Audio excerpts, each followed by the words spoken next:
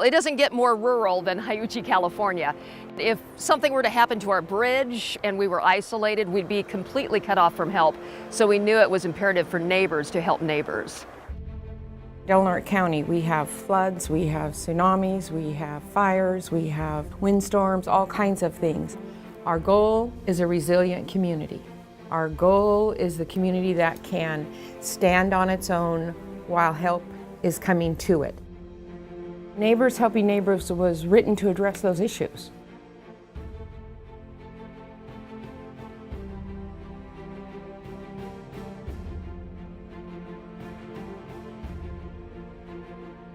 Basic premise of the program is to be able to survive, we say up to 72 hours by yourself.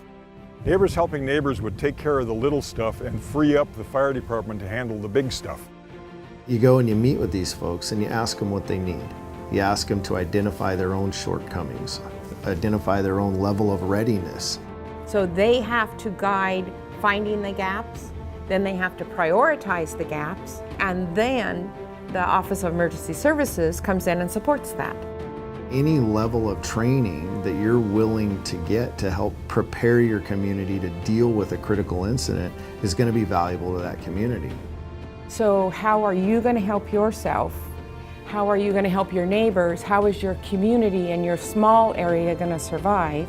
You learn what their strengths and weaknesses are, and then you learn what equipment they have, what abilities they have, who you can call on if you need to.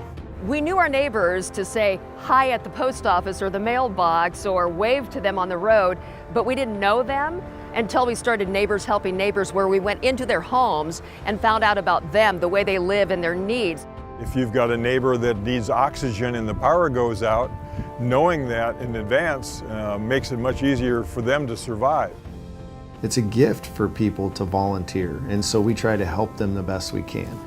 So number one, how are you going to know what to do just for you and the people in your household?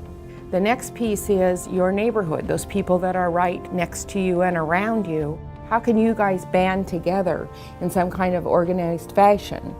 And then the next step, of course, is how's each community going to help each other?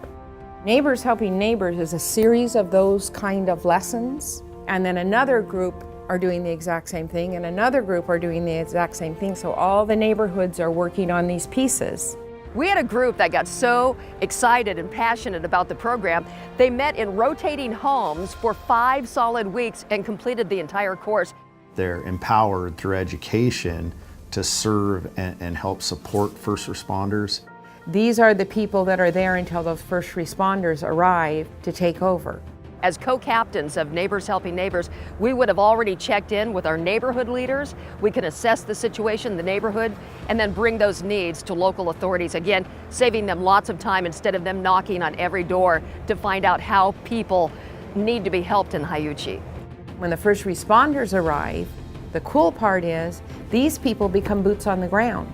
I think that can make or break our level of success responding to these critical incidents. Gives them a chance to feel like they're part of what's going on and that they're part of helping each other out, and really has brought the whole community closer together. If something like this were to happen tomorrow and you weren't prepared for it, if you hadn't thought about it, the whole process of reacting would be immense.